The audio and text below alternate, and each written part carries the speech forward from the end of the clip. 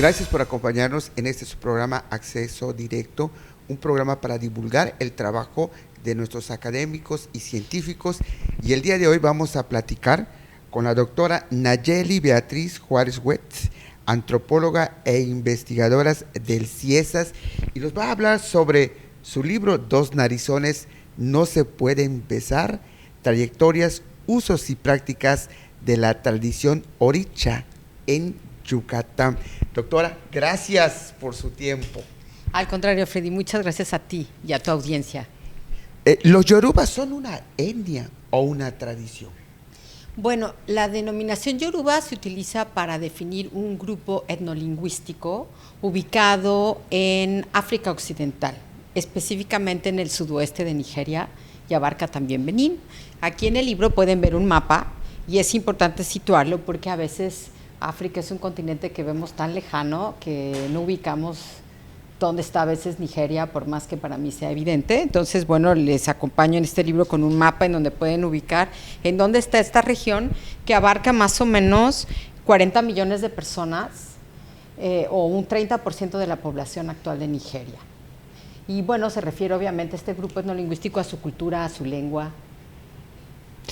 Doctora, ¿a qué se le llama religión orisha y cómo es que se ha transnacionalizado? Bueno, ese término parece trabalenguas, ¿no? Pero ¿a qué nos referimos con él? Primero que nada, tú habías dicho que si los yoruba eran un grupo o una religión. Entonces, primero decir que la religión orisha, o lo que algunos llaman religión yoruba, o sus variantes que la gente conoce como candomblé, santería, etcétera, digamos, pertenecen a esta matriz llamada yoruba, es decir, a este grupo referido, ¿no?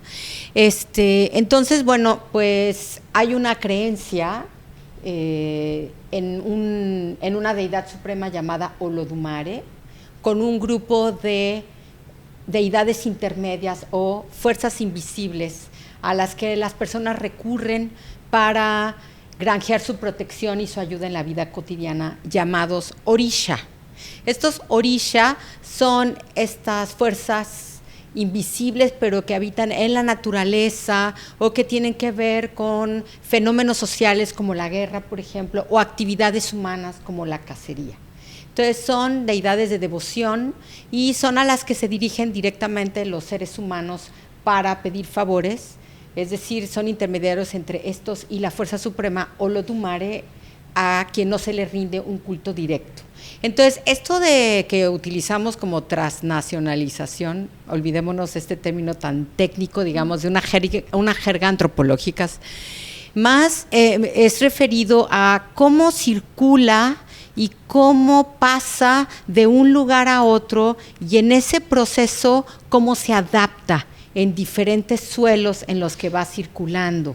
En este caso, esta religión que la veo en una forma plural. ¿Por qué? Porque hay una matriz yoruba que está situada, digamos, en esta parte de África Occidental, pero que en el curso de la historia ha tenido diversas variantes a lo largo del continente americano, en donde hay diferentes tradiciones, como la santería, por ejemplo, que nace en Cuba y que es la que llega a Mérida. Entonces, yo cuento cómo esta religión que lleva ya varios siglos, llega a México en estas circulaciones. Entonces, ¿cómo se transnacionaliza? Es a partir de la circulación de personas, de ideas, de saberes, a partir del cine, de las migraciones, de los libros, de las fotos, de la música. O sea, tuvo muchos canales de divulgación por medio de los cuales se fueron llegando o conociendo estas deidades y después sus prácticas religiosas. Es una religión viva, es una religión que está floreciendo. Pues yo creo que una religión que se practica es una religión viva. Yo invito siempre a pensar en estas religiones más allá de las iglesias. O sea, la gente confunde religión igual a iglesia. Y más bien aquí se enfatiza la religión vivida, la religión practicada, de la vida cotidiana, de cómo deidades, espíritus y personas se relacionan a partir de rituales, de favores, de iniciaciones. ¿Cuáles son las religiones afroamericanas en el continente americano? ¿Nos puede explicar? Sí, bueno, mira, hay muchas, eso depende, bueno, primero decir a la audiencia que estas religiones tienen un origen histórico en lo que se llama, en un primer momento, la trata de esclavos, personas que fueron sustraídas, secuestradas en África y fueron traídas a América. Se calcula, aunque las cifras son debatibles, que 12 millones de personas más o menos fueron extraídas en estas condiciones del continente africano durante casi 4 siglos hacia América, del siglo XVI al casi siglo XIX.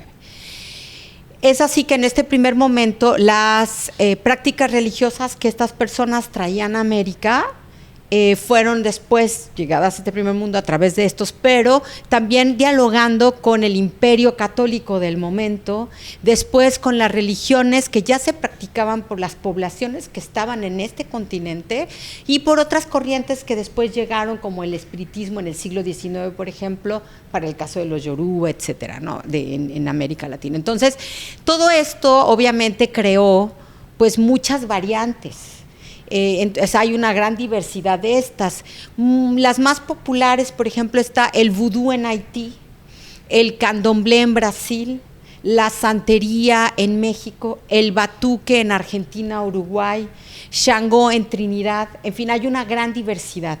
Y lo que es importante decir es que estas religiones siguen viajando, siguen circulando y se siguen resignificando. Entonces, hoy en día, pues, se siguen mezclando o dialogando con otras expresiones culturales, digamos, endógenas o nativas de los lugares en los que siguen circulando y van cobrando nuevos significados. Entonces, pues florecen en estos suelos culturales que les dan cabida porque no son completamente opuestos a los valores y prácticas religiosas, por lo menos, por ejemplo, en el caso de México, ¿no? En donde hay una creencia en los espíritus, en los muertos, en los santos, en las vírgenes, y que encuentran pues esta oportunidad de florecer aquí también, ¿no? Hay condiciones. Nos vamos a un corte comercial y regresamos porque estamos aprendiendo y está muy interesante esta entrevista. Regresamos.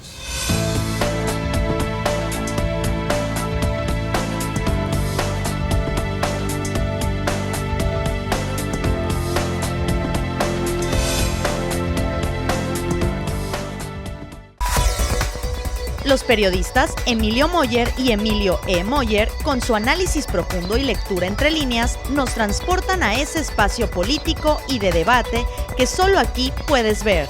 Primera Plana por Teleplay. Viejos amigos en una nueva señal.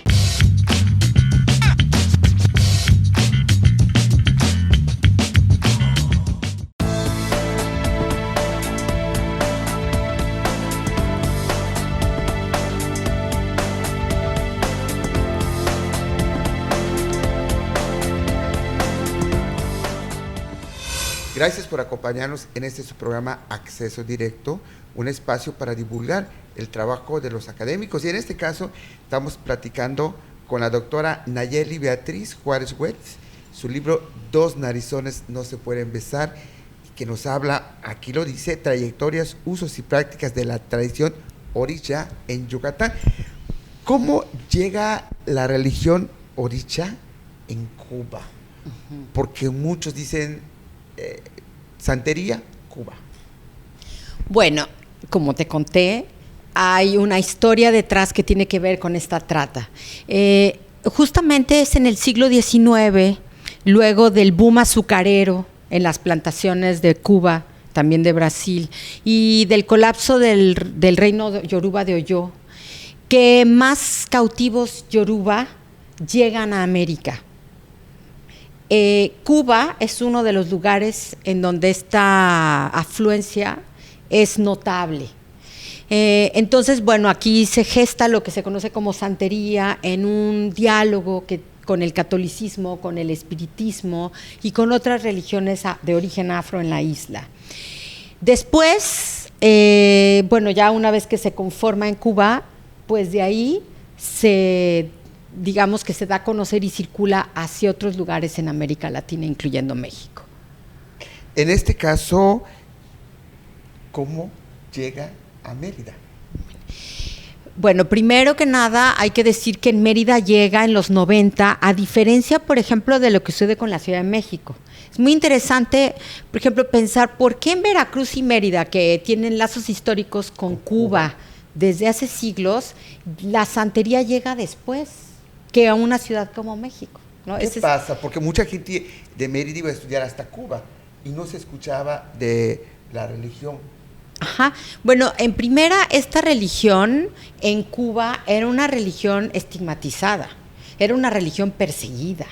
Fue mucho tiempo después que lo yoruba pasa a ser parte de un patrimonio que se enarbola como parte de la cultura cubana. En los 90 también hay un boom, digamos, todo lo que pasó con el colapso del bloque, ¿no?, soviético, etcétera, en donde el turismo recobra mucho de este patrimonio como pues algo para vender también. Eso por un lado, ¿no? Por el otro, desde México ya la santería estaba cobrando una presencia importante desde la Ciudad de México, y en su circulación, o sea, en la circulación de los santeros de esta ciudad hacia otras partes de la República Mexicana, también hay una divulgación importante que explica la presencia, ¿no?, de la santería en Mérida en esta época. Y por el otro lado también la presencia de los artistas. Esta religión primero circuló en las industrias culturales y del cine y de la música antes de que circulara como práctica religiosa. Su música y su danza y toda su parafernalia ha sido siempre muy atractiva para esta industria. Entonces, por ejemplo, en México, Changó, Yemayá, Celia que son Cruz. orishas, bueno, pues se escucharon primero en el cine mexicano, con Pedro Infante en Angelitos Negros, todas estas películas de rumberas con Inón Sevilla, etcétera. O sea, se hacían cantos a Changó. Nadie sabía quién era, pero no importaba, porque se insertaba, digamos, en una industria en donde a la gente le gustaba bailar, en donde no tenían una representación, ni para nada había unos adeptos mexicanos que cultuaran a Changó, ni mucho menos, sino simplemente circulaban en estos espacios. En Mérida sucede que en los 90, en muchos de estos centros nocturnos que son muy famosos, el Tucho, los Tulipanes, Ciudad Maya, etcétera, muchos de estos cubanos, cantantes, músicos, bailarines, coreógrafos, fueron contratados como parte de estos espectáculos que se daban. No como religión, como espectáculo. Como parte del espectáculo. Bueno, primero a estos músicos, artistas, muchos de ellos eran santeros. Y parte del espectáculo incluía entre su bagaje, digamos, lo que llamaban los cuadros negros, que era una adaptación de números folclóricos o de evocaciones de lo que ellos llamaban folclore, que remitían a estas religiones, pero adaptado al espectáculo. No era una práctica religiosa, sino que se hacía referencia también a estas deidades y a muchas de sus figuras a través del cuerpo, del baile, sin que esto necesariamente refiriera a la santería propiamente como una práctica religiosa. Entonces empezó a circular en estos espacios con estos artistas, y no nada más en Mérida, sino en la península. Muchos de ellos después empezaron, digamos, a sembrar semillas, gente que se empezó a acercar a ellos, muchos de ellos santeros, a hacer consultas, y varios de estos locales en Yucatán, de esta primera generación de santeros, después de esto, pues se fueron a Cuba a iniciarse. O sea, es decir, que aquí hay un papel muy importante de la misma movilidad de los mexicanos hacia la isla, y por otro lado, de los santeros que venían de la Ciudad de México hacia Mérida, y que también empezaban a hacer consultas, etcétera. Entonces es en los 90, digamos, cuando empieza a difundirse esto, y ya en los 2000 es propiamente dicho cuando empezamos a ver las ceremonias de iniciación en tierra yucateca. ¿Cómo son esas ceremonias de iniciación? Pues son ceremonias muy complejas, en donde se necesita muchísima gente, porque implica confeccionar ropa, cocinar alimentos, hacer rituales en donde se necesitan testigos, se necesitan personas que trabajen, digamos, la parte más ritual de conseguir todos los enseres, la gente que canta, la gente que toca el tambor sagrado. O sea, es decir, hay muchísima gente involucrada en una iniciación. Inclusive hay tambores especiales. Sí, por supuesto, y duran más de un día, y esto implica mucho trabajo, por lo que no es fácil. Y no es barato. Por lo mismo, porque mucha de la gente que participa en estas ceremonias de iniciación pues tiene que estar, digamos, ocupada de 3 a 7 días. Entonces es mucho trabajo que se invierte. La gente tiene que confeccionar ropa especial, tiene que atender a todos los invitados, a la gente que trabaja horas ahí con los oráculos, en fin. O sea, son ceremonias muy complejas, también muy bonitas. Nos vamos a un corte comercial. ¿Qué es eso de oráculos? Regresamos.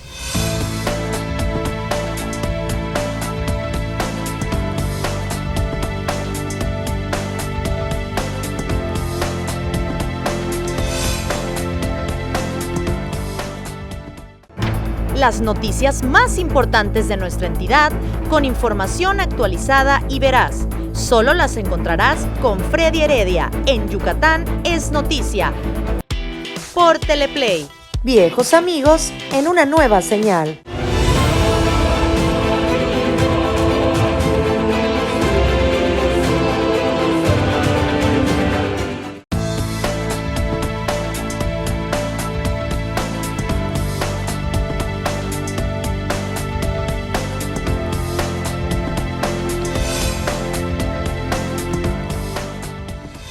Gracias por acompañarnos en su programa Acceso Directo, y qué interesante entrevista.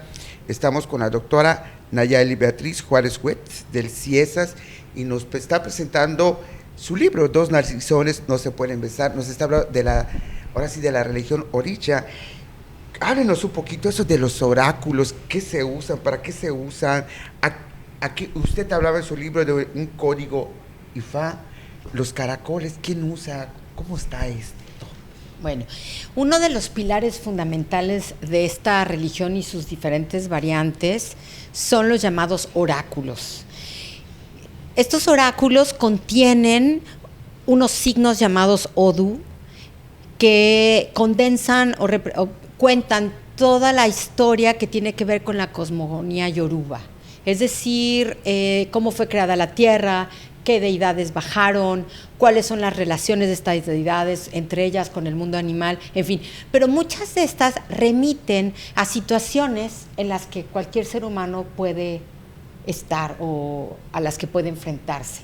Y cuáles podrían ser las soluciones a estas situaciones. Entonces, muchos de los oráculos se utilizan para una diversidad de situaciones, para las ceremonias rituales, para saber, es también un medio de comunicación con estas deidades. Hay varios tipos de oráculos, está el coco, por ejemplo, los caracoles, el oráculo de Ifá, en fin.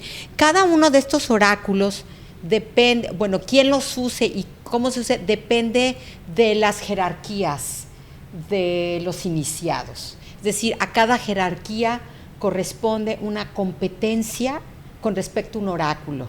No cualquier persona puede leer el Ifá, por ejemplo. No cualquier persona puede leer los caracoles. Debes de pasar por un entrenamiento, un conocimiento y unos rituales de iniciación que te dan competencia y potestad sobre el uso de estos oráculos, que son muy complejos y la gente tiene que estudiar bastante. Solamente el oráculo de Ifá, que hoy en día además es considerado Patrimonio Inmaterial de la Humanidad por la UNESCO, tiene 256 signos, cada uno de los cuales tiene cantos, versos, que remiten a una historia de un orisha, de un pueblo, etcétera. Entonces son muy bellos también. Estos oráculos no es como que la gente va a decir, ay, me va a decir el futuro, etcétera. Son también espacios de diálogo. Yo también los veo a veces como espacios terapéuticos para la gente, en donde van, se consultan con un babalao, un santero, plantean una situación difícil por la que están atravesando, y a partir de los signos que obtienen y de los orisha que hablan a partir de estos signos, se les da consejos a estas personas o consultantes para que traten de resolver estas situaciones.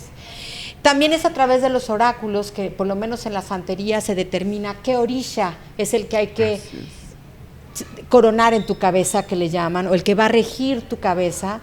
Es decir, el orisha que se va a volver tu madre o padre simbólica, tu guía, tu arquetipo.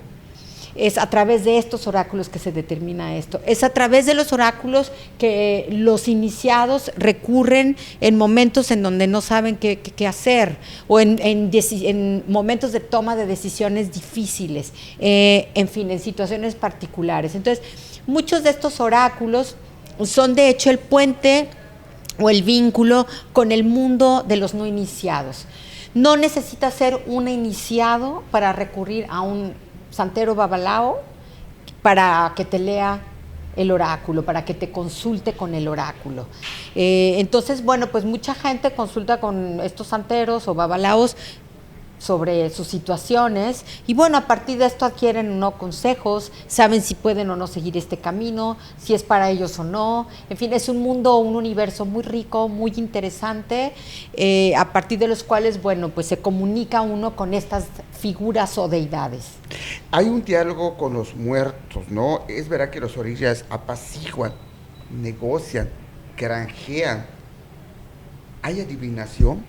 Oración. Bueno, no son los orisha, sino la gente. Las personas son las que a través de los oráculos, pero también de las ofrendas, de los sacrificios, de los regalos, si lo quieren ver así, apaciguan, negocian con estas fuerzas invisibles. Estas fuerzas invisibles o poderes invisibles que las constituyen los orisha, también son ocupadas por los llamados ancestros o muertos. Ahora hay que decir que la santería... Algo así como que se me sube el muerto. Esa es otra cosa, pero ahí va. La santería en su conformación en Cuba también dialogó e incorporó elementos del espiritismo, que estuvo también presente en México y está muy presente en México desde el siglo XIX. Aquí hay una comunicación con los muertos, pueden ser de espíritus familiares o personas que no conocimos, en fin, o sea, hay una gran diversidad de estos muertos, a partir de los cuales, con los cuales uno puede comunicarse para granjearse su protección y también el daño. O sea, estos muertos pueden proteger o dañar. Siempre hay esta figura ambivalente, ¿no? Esto es muy relativo. Y a partir de los oráculos, de algunos oráculos, uno puede comunicarse con los muertos, para eso hay otros oráculos, pero ellos también se pueden manifestar de muy diversas maneras. Por eso otro medio de comunicación con estos es la mediumnidad. Entonces, es decir, los santeros desde Cuba también pueden ser espiritistas. Eso es muy común. El santero que sea espiritista es de hecho lo más común que hay. Entonces, una de las razones por las que la santería ha florecido en México es porque hay mucho espiritismo y mucha gente entra a la santería por este camino del espiritismo. Está el espiritualismo trinitario mariano en México, que tiene un arraigo muy fuerte y mucha gente conoce la santería en estos templos. Entonces, hay también toda una comunicación con este ámbito de los muertos, que es muy interesante. En Mérida, en Yucatán, hay dos tradiciones orillas, ¿no? La de Nigeria, o sea, la africana, la yoruba, que así le dicen, y la criolla, la cubana. Bueno, a ver, una de las razones por la que este libro se llama Dos narizones no se pueden besar es justamente porque hay siempre una pugna en torno a la llamada tradición. Yo prefiero ver a la tradición como algo en plural. Una matriz yoruba con una diversidad de tradiciones. A México, digamos que la primera tradición o modo de hacer que llegó y que se arraigó bastante bien fue la llamada criolla o cubana. Esta versión llamada tradicionalista o que busca volver sus ojos a lo que se practica en África, que se habla así de manera muy general, pero bueno, de los yoruba de África occidental, llega de manera mucho más reciente en los años 2000, primero en la Ciudad de México y en Mérida en los años 2010, etcétera, ¿no? Pero también hay la adaptación de la santería en suelo mexicano.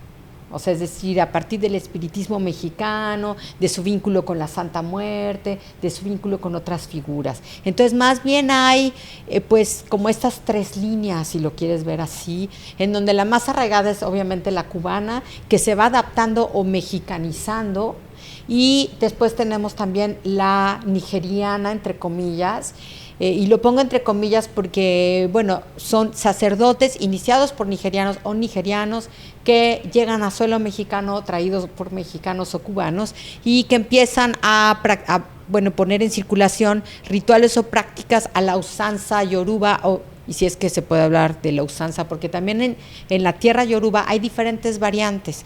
Entonces, digamos que en esas 3 líneas generales están las pugnas o disputas.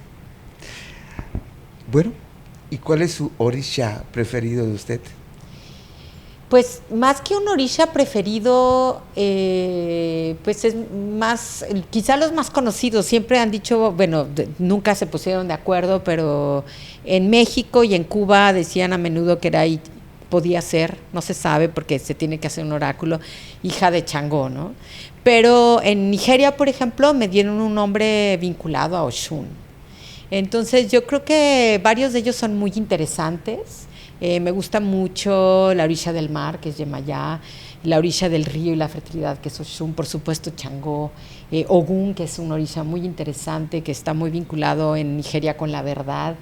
Entonces, yo creo que es un ámbito, un universo muy rico, y bueno, tengo pues esta, no preferencia, pero sí hay una cierta identificación con algunos de ellos en ese sentido. Me gustan los orishas guerreros.